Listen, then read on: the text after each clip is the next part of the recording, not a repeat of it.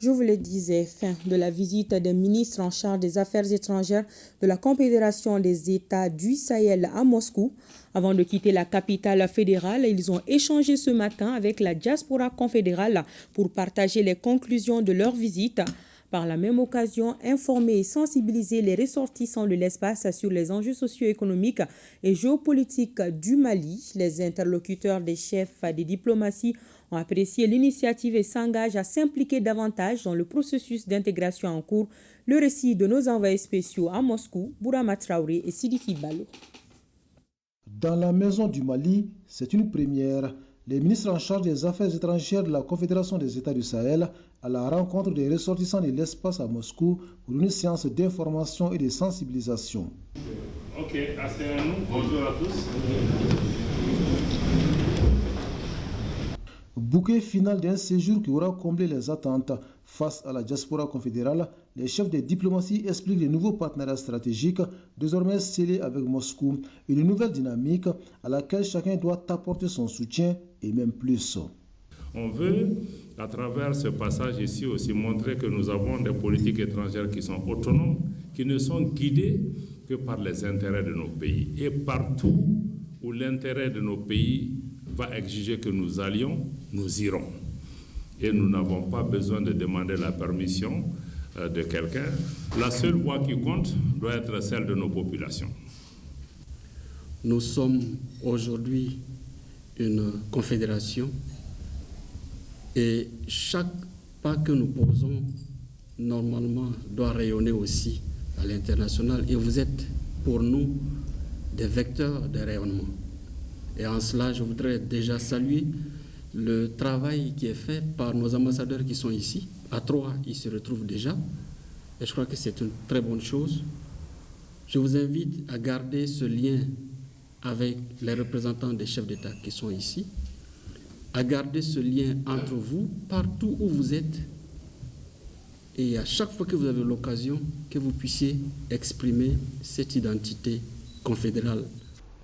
Exprimer l'identité confédérale, mais aussi apporter l'expertise nécessaire pour la mise en valeur des ressources de l'espace et enfin attirer les investisseurs.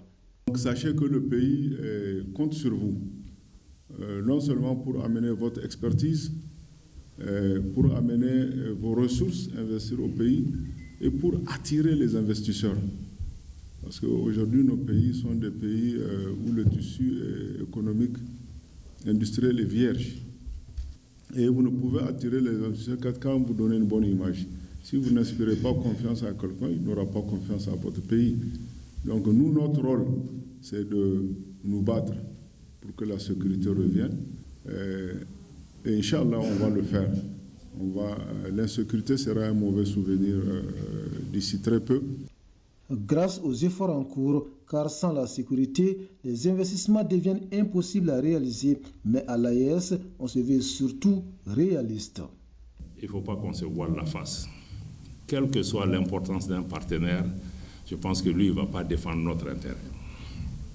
Chacun dans ce monde-là cherche son intérêt.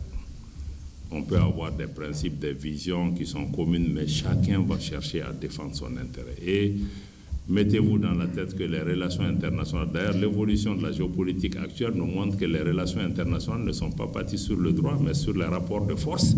Sinon, je vais dire même sur la force, et souvent la force brutale. Et vous voyez comment les pays sont en train de se comporter aujourd'hui à travers le monde. Donc tout ce que l'AES aura, ça sera un combat de haute lutte. Personne ne va nous donner cadeau. Donc il faut que nous-mêmes, nous puissions nous faire respecter.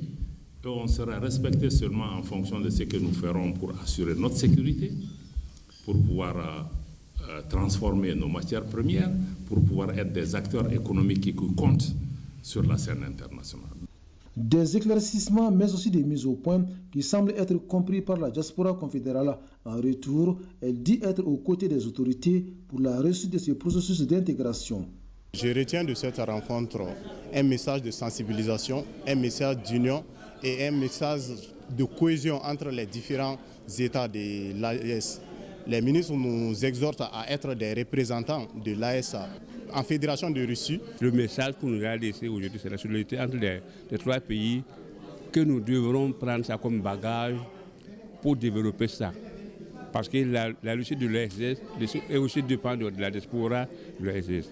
Nous tenons à remercier vraiment les 3 chefs d'État de l'AES pour les efforts qu'ils sont en train de faire pour notre souveraineté.